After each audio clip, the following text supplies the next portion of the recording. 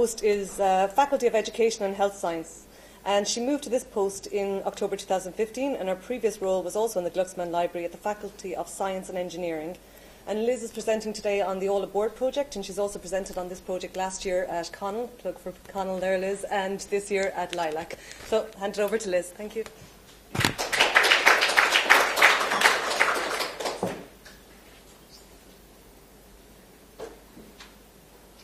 Hi everyone. I'm conscious I'm the last speaker and coming up to lunch, so I'll try and be as quick as I can.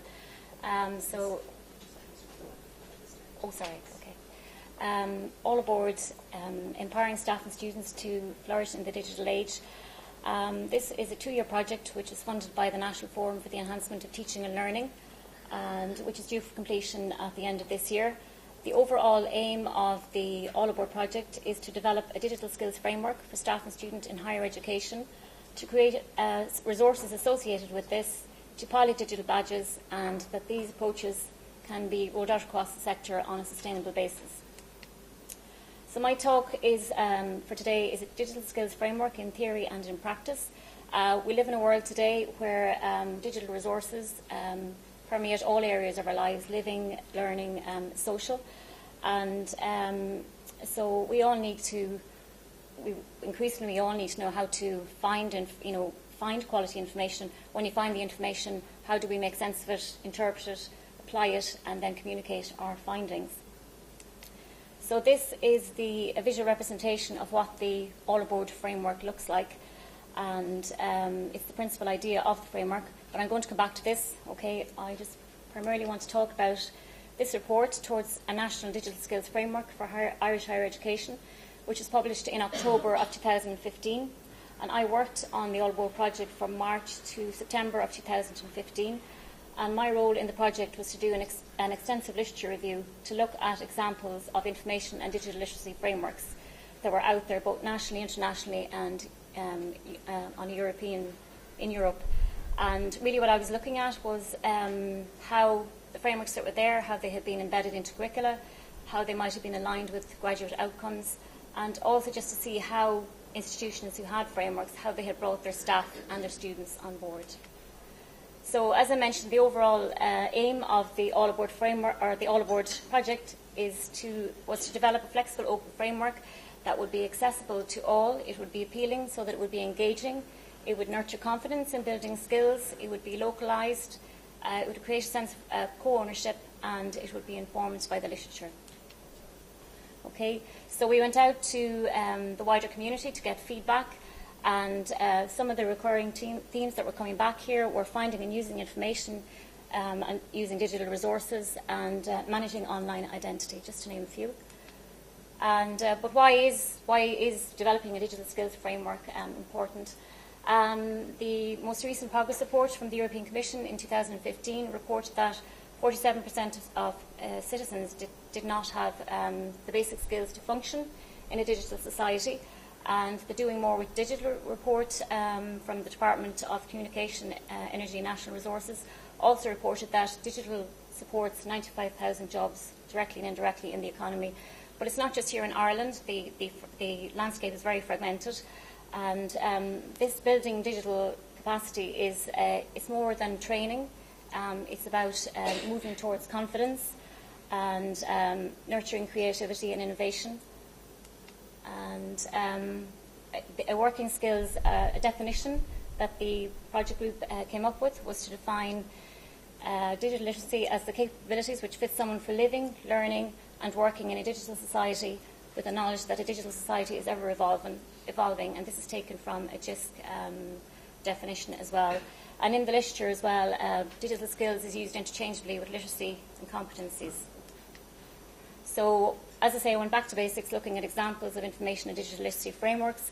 I'm not going to mention them all, I just have a snapshot up there too. I mentioned our ANSEL, a new curriculum for information literacy from the London School of Economics, and the Digicomp European Framework for Building Digital Capacity.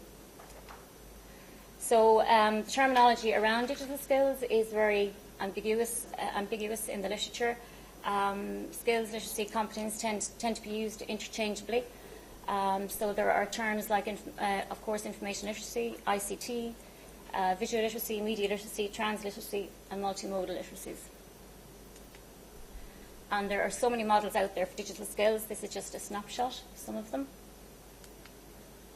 And going back to skills for students and staff, for students, it's more about the I am higher order rather than I can.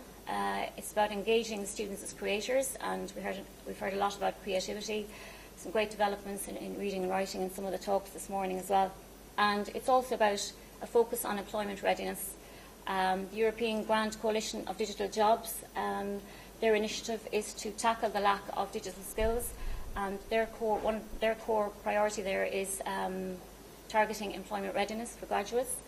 And the HEA report from last year, their survey of employers, they identified the soft skills which are lacking, the reading and writing. So this really goes back to what was being talked about this morning, about really getting students from a young age getting involved in developing their reading and writing. And also technical skills like problem solving, data analysis. And for staff then, it's about getting the balance between innovation and the learning experience of their students, and also their own professional development for their teaching, and bringing change about that can be embedded across their organisations. I'm just going to have to speed up a bit here. So I looked at some project and case study examples as I was doing my literature review. There were some very nice examples out there. SADL, the London School of Economics, Student Ambassadors for Digital Literacy was a very nice one, with students learning, managing their digital footprint, reflecting on their learning through blogging, and I'll move on. And again, just returning to the All Aboard framework. So there are 6 metro lines here: create and innovate, find and use, identity and well-being, tools and technology, and tools and learn. So really, this is how the framework has evolved as it is today. There have been some some developments that have developed to show how the framework is being put into practice. And one of these is a local example here, was the Take One Step project, which was a technology enhanced learning week in the Shannon Consortium. The Shannon Consortium is made up of, is comprised of the University of Limerick, Mary Immaculate College here in Limerick, and Limerick Institute of Technology. And it was a project funded by the National the National Forum for the Enhancement of Teaching and Learning. And basically what it was inviting students and staff to identify digital skills that they might like to develop. And the top 3 skills that were identified were creating and writing a blog, mind mapping tools, and using presentations tools as well. So part of the project then was to roll out, or to incentivise students and staff, was to offer an innovation fund as well, so that staff and students had the opportunity to create open education resources to show how they might develop digital skills from some of those outlined in the survey. This is a picture taken from our own library here in UL, and these were the digital champions who were involved in the day in our roadshow here in UL. So the roadshow was a series of workshops and webinars which were run to so that students and staff could come along and learn how to develop a skill that they might like to.